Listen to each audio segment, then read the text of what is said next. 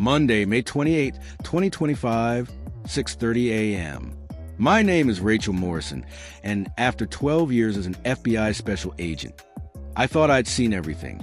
I was wrong. I arrived in Addison still with a bitter taste of cold coffee in my mouth. The peaceful Chicago suburb had transformed into a war zone, a 6-foot-deep crater where the street used to be. Debris from 5 houses scattered across North Mill Road. That characteristic smell of burnt propane still hanging in the air like a toxic cloud of guilt. Detective Bradley greeted me with the tense face of someone who knew this wasn't an ordinary accident, while he spoke about the driver Jake Patterson, minor injuries, which was already impossible considering the force of the explosion. My mind processed every detail of the scene. Patterson should have been vaporized. The fact that he was alive meant he wasn't at the epicenter when the bomb exploded. And yes, it was a bomb. The electronic fragments scattered across the asphalt don't lie. I walked through the devastated area, observing the debris pattern. It wasn't random. The 3 most damaged houses formed a perfect semicircle. Someone had calculated exactly where to position the explosion to hit specific targets. I noted the names: Henderson, Martinez, Cooper. The last one caught my attention. Michael Cooper, Vice President of Environmental Protection Systems, a company that, coincidentally, provided services to Midwest Propane Services, the same company whose truck exploded. My intuition, sharpened by years of investigation, began screaming. This wasn't common terrorism. It was something personal. At the hospital, Patterson trembled when I showed him photos of the electronic fragments. His hands were sweating, his eyes constantly shifting. When he finally spoke about Marcus, the mysterious man who offered him $50,000 for a special delivery, I realized we were dealing with something much bigger. Patterson was just a piece on the board. The question was, who was playing the game? Tuesday, May 29, 2025, 8:45 a.m. The night was long. I reviewed every word Patterson had said, every detail of his story. Marcus wasn't an amateur. He offered enough money to buy silence, but not so much as to arouse suspicion. He chose an indebted driver, desperate, willing to ask minimal questions. At the FBI office, I spread security camera photos across the table. David Kim, my partner for 3 years, pointed to a grainy image from the gas station. White male, middle-aged, military tattoo on his right arm. Marines, probably. The call from forensic lab confirmed my suspicions.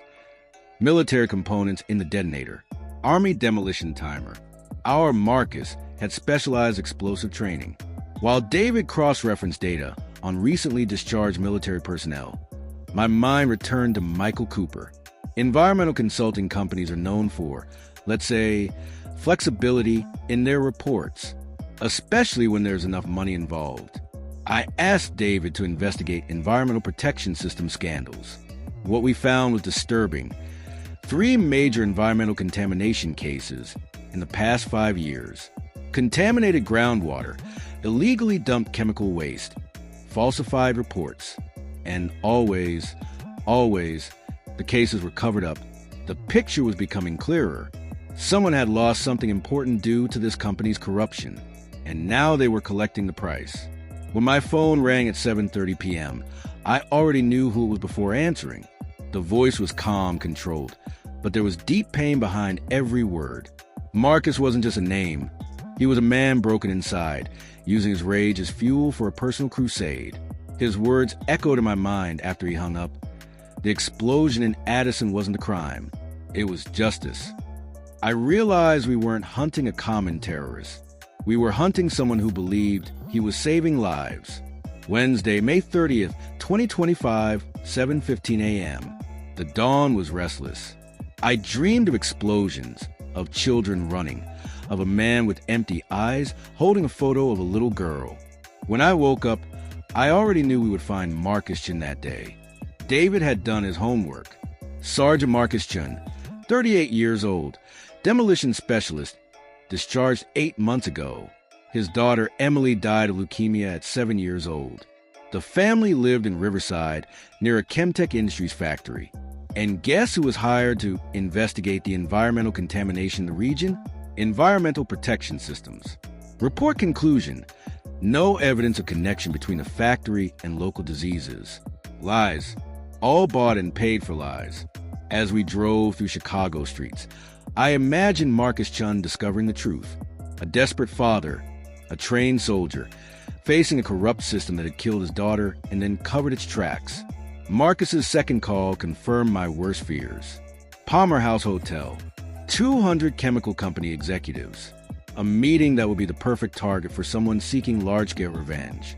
My heart raced when he mentioned meeting, not because of the threat itself, but from the realization that Marcus had planned everything to arrive exactly at this moment. The Palmer House evacuation was tense. 400 people leaving in panic. Bomb squad searching every corner. Journalists beginning to ask the right questions about why someone would attack a chemical executives meeting. That's when I understood. Marcus had been manipulating the investigation from the beginning. Every clue he left, every call he made, every move calculated to lead us to the truth about environmental protection systems. When I located him in the abandoned building, watching the hotel through military binoculars, I almost felt sorry for him. A middle-aged man, alone, fighting against a system that had failed him in every possible way. There was no bomb. There never was. It was all theater to force the media to cover the story, to ask the questions no one wanted to ask. Marcus Chen had turned himself into a martyr to expose the truth. Thursday, May 31st, 2025, 10 a.m. I spent the night sleepless, reviewing every word of Marcus Chen's confession. 18 hours of interrogation, and each sentence revealed deeper layers of pain, rage, and despair. Marcus wasn't a monster. He was a father who had lost everything: daughter, house, marriage, sanity, trying to fight against a system designed to protect the guilty. 2 years suing Chemtech Industries and environmental protection systems. Expensive lawyers who consumed his savings. Dismissed lawsuits, denied appeals, lost evidence. Witnesses who changed their stories after receiving nighttime visits. While Marcus destroyed himself financially and emotionally in pursuit of legal justice, other children continued dying, other families being destroyed, and the responsible executives continued receiving million-dollar bonuses. The Addison explosion was a final act of a man who had exhausted all legal options.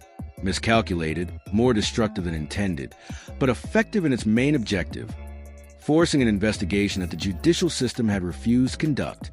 In the 3 days following his arrest, investigative journalists from across the country began digging into environmental protection systems files. The FBI opened investigations in 3 states. The SEC was analyzing possible fraud. Marcus had achieved in 72 hours what he couldn't accomplish in 2 years of legal attempts. David brought the documents that journalists discovered. 23 cases of falsified reports in the past 5 years. Over 400 estimated deaths related to covered-up pollution. Hundreds of families like Marcus Chen's, destroyed by corporate greed.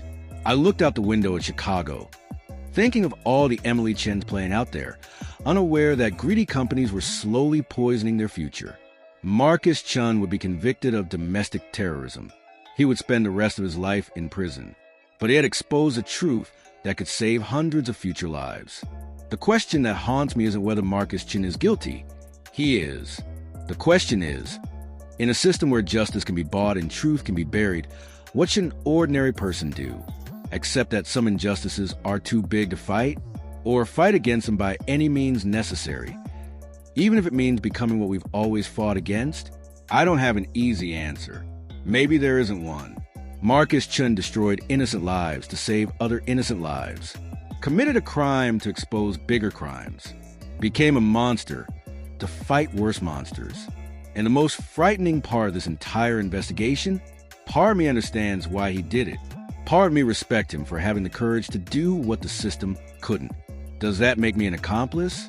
Does it make me human? Or just another piece in a game where there are no winners, only survivors? The truth is that some cases don't have happy endings. Some cases just show us how broken the world really is. And sometimes that's all we can do. Witness the truth and carry its weight forever. Note, this is a completely fictional narrative created for entertainment purposes. Any resemblance to real events is coincidental.